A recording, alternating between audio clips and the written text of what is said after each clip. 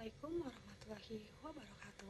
Halo semuanya, perkenalkan nama saya Mani Umairo dengan NIM 25010101028. Pada kesempatan ini, saya akan mepresentasikan materi berjudul Analisis Kepuasan Pelayanan Kesehatan pada Program BPJS di Kota Tangerang. Topik ini membahas tingkat kepuasan masyarakat terhadap layanan BPJS sebagai dasar evaluasi kualitas layanan di Puskesmas.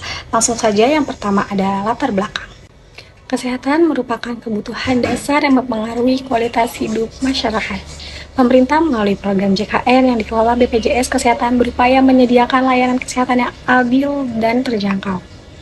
Puskesmas sebagai fasilitas kesehatan tingkat pertama memiliki peran penting karena menjadi tempat awal pelayanan bagi peserta BPJS. Selanjutnya ada rumusan masalah. Yang pertama, bagaimana gambaran kualitas pelayanan kesehatan bagi peserta BPJS di Puskesmas Kota Tangerang. Kedua, bagaimana tingkat kepuasan pasien BPJS terhadap pelayanan yang diterima di Puskesmas Kota Tangerang. Lalu yang ketiga, faktor-faktor apa yang mempengaruhi kepuasan pasien pengguna BPJS di Puskesmas Kota Tangerang. Lalu ada tujuan penelitian. Pertama, untuk mengetahui kualitas pelayanan kesehatan yang diberikan kepada peserta BPJS di Puskesmas Kota Tangerang. Kedua, untuk menganalisis tingkat kepuasan pasien BPJS terhadap pelayanan kesehatan di Puskesmas Kota Tangerang. Ketiga, untuk mengidentifikasi faktor-faktor yang mempengaruhi kepuasan pengguna BPJS di Puskesmas Kota Tangerang. Selanjutnya ada manfaat penelitian. Pertama, manfaat teoritis. Hasil penelitian ini dapat dijadikan sebagai referensi dan tambahan wawasan ilmu pengetahuan terutama yang berkaitan dengan administrasi pelayanan publik di kesehatan. Kedua, ada manfaat praktis. Pertama, bagi Puskesmas, sebagai bahan evaluasi dan masukan dalam meningkatkan mutu pelayanan kesehatan. Kedua, bagi BPJS Kesehatan, sebagai pertimbangan dalam perbaikan serta pengembangan sistem pelayanan. Ketiga, bagi masyarakat, sebagai sarana untuk menyiapkan penilaian terkait kualitas pelayanan yang diterima. Selanjutnya ada kerangka teori. Pertama, konsep pelayanan kesehatan. Rindi et al. 2016 menyatakan bahwa karena layanan kesehatan dipandang sebagai hak dasar semua warga negara, maka negara harus menyediakannya. Ketentuan dalam Undang-Undang 1945 khususnya pasal 28H ayat 1 yang menyatakan bahwa semua berhak atas lingkungan hidup yang sehat, perumahan yang layak, kehidupan jasmani dan rohani yang sejahtera, serta akses terhadap pelayanan kesehatan sejalan dengan hal ini.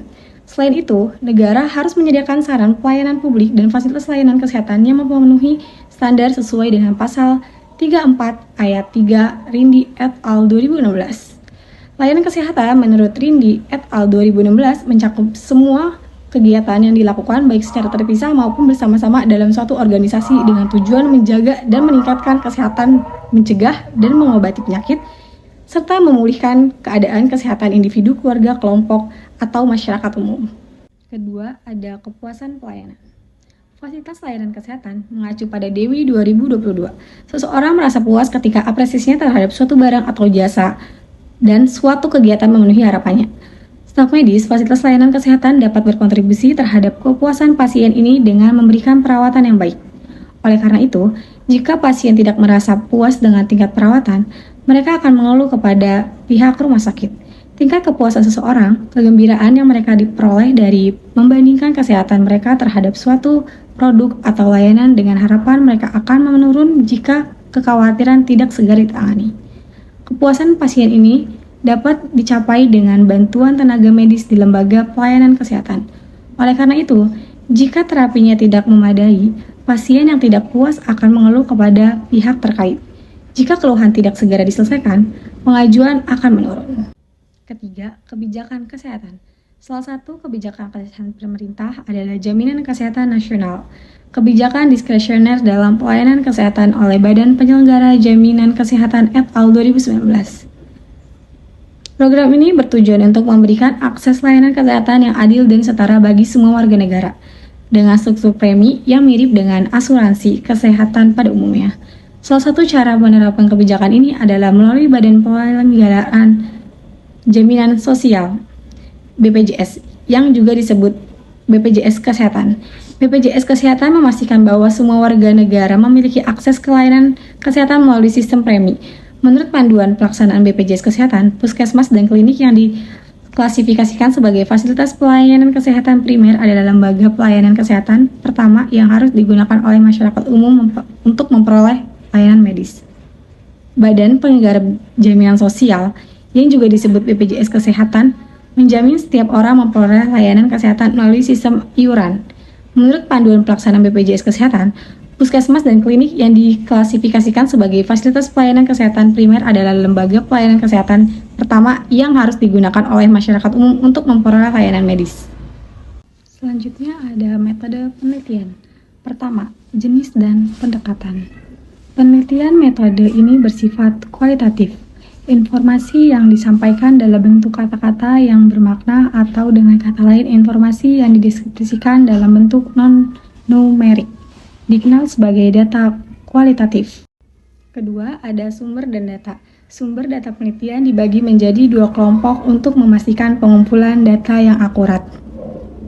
Pertama, ada data primer, yaitu informasi yang diperoleh dengan menghormati, mengajukan pertanyaan, dan memberikan kuesioner kepada sampel penelitian.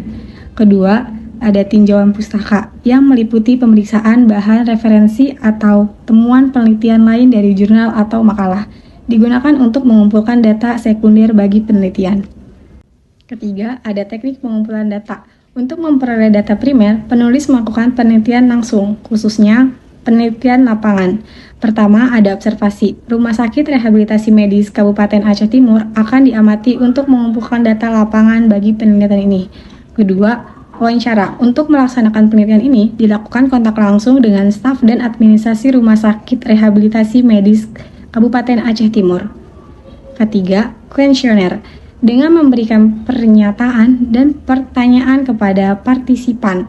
Kriteria berikut digunakan untuk menilai pernyataan identitas dan pernyataan variabel pada kuesioner dengan skala Likert dari 1 hingga 5.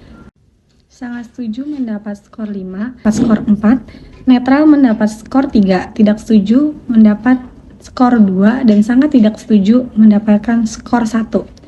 Demikian presentasi yang saya berikan.